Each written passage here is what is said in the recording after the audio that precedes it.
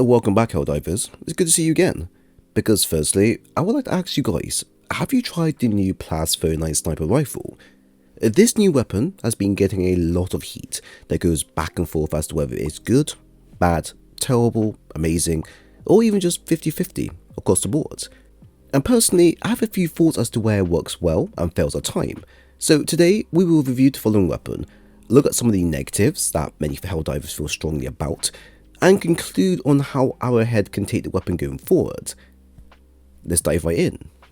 The PLAS-39 is the very first primary sniper rifle to be introduced into HellDivers 2 to equip. Now, although we do have the AMR, which is a support-based sniper rifle you can bring with you on missions, it takes up a support slot. You do then have the marksman's rifle, which technically do fall into the sniper rifle range, but the devs have made it quite clear they want to keep these two areas separate. So currently the PLAS is a unique weapon that has its own set of rules.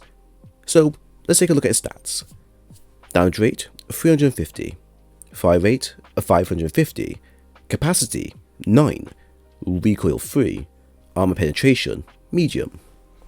The PLAS-39 is not your standard single fire sniper rifle. The following fires a highly concentrated burst round that will stagger targets on the first hit, while the second and third hit applies additional damage. It fires fairly fast, but requires users to hold and charge their weapon before firing the next shot. This does allow players to pre-charge and hold a shot if the target is way off, they're not in a good spot to shoot, or just need a better position before firing. Its damage is relatively higher than most of the marksman weapons in game, which allows the weapon to excel well against the light to medium armor units such as the Hive Guards, Biospewers, Scout Striders, Devastators, Overseers, and Elevated Overseers. In fact, these are the enemy types to where the weapon damage and medium penetration round will excel the most in. Now, to give you an example, using this against the Overseers via the body shots can two-shot them as long as the armor for them is stripped first on the first hit. Against bugs like the Brood Commanders, it can take one shot to kill them, as long as the shot made is a headshot within less than 25 meters. And against bots, it can either be a one shot via the head as well, or take two shots in total to destroy a missile devastator. This should give you an idea as to where and when you would want to use the weapon, as it's not designed for the smaller and nimble enemies like the Voteless, for example. This is more for the medium threats that could pose a challenge if you don't have any good anti-armor weapons on hand. However, this weapon, unlike the AMR, will not do well against the heavy armor units like the Bio Titans or Factory Striders. It lacks the punch that most weapons can deal into these type of enemies, and in fact, you'll be generally wasting a lot of ammo even doing so. So don't even bother try it. Now, the weapon only has a burst fire mode, along with a 50, 100 and 200 meter scope range. The scope ranges do help on some maps where you wish to support an ally who is being overwhelmed from distance, as you can play oversight and pick off what you can however you like at its given ranges. However, its range and burst fire mode does bring a huge negative towards weapon performance at long ranges, to the point that once you start hitting targets outside the 25 meter range, you're actually losing damage, which is crazy, and considering that you have limited ammo already, basically means you have to play a lot more closer than you would expect for a sniper user. That's odd, isn't it? So stat wise, as the weapon is the only primary sniper available for us to pick freely, it's a lot harder for us to compare it with other like-minded weapons. As previously mentioned, I don't want to compare this to the marksmans, as the devs want the two weapon types to be different in design. But I can compare this to the AMR, as there is enough data available for me to compare the two. Just enough though. So as shown on screen, both of the weapons vary in different stats, with the AMR providing the biggest benefit that players can use when called in. AMR comes out with a higher damage rate which pairs well with its heavy penetration rounds, and capable of taking out the bigger threats known to HellDivers. It has a slow fire rate, which allows us to pace our shots and not spam it. It's only semi-auto, which means less rounds are being wasted, but most importantly, it can hold 7 rounds within one magazine compared to the PLAS that only holds 9. Remember, PLAS fires in bursts, so you're going to be burning through it much faster than the AMR does. The weapon also doesn't seem to lose out on range too much when compared to the PLAS, which may be due to having a higher damage threshold than what the PLAS provides.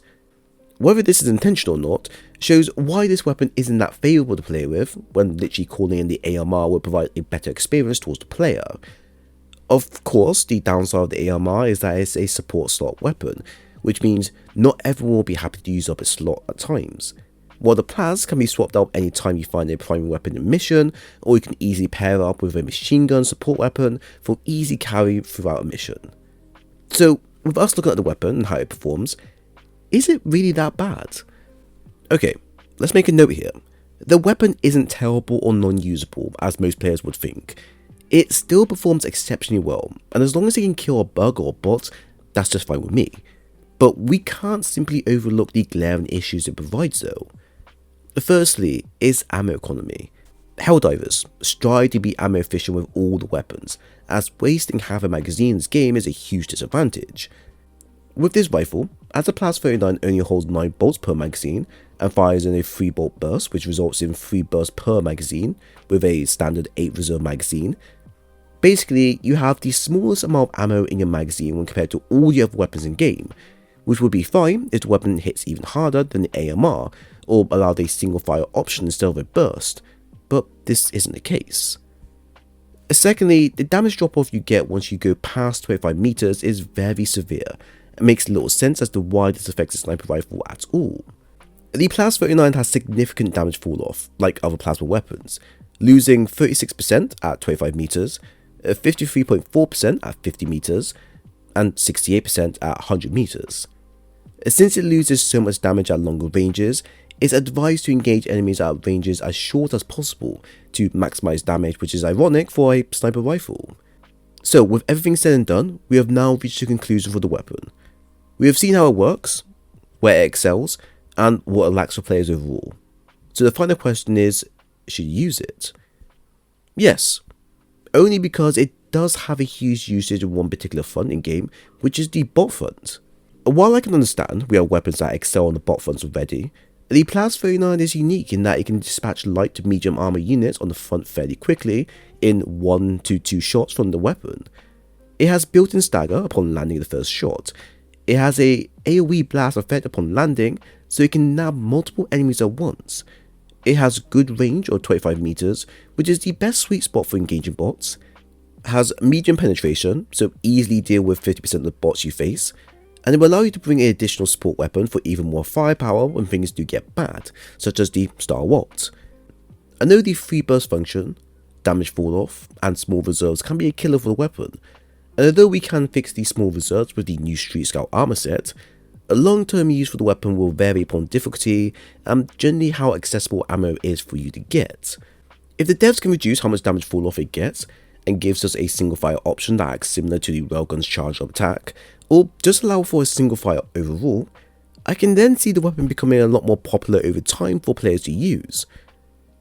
Overall, it's a good weapon that has some odd quirks that need to be ironed out before play, but outside of that, it's viable no matter what people say. So there we have it.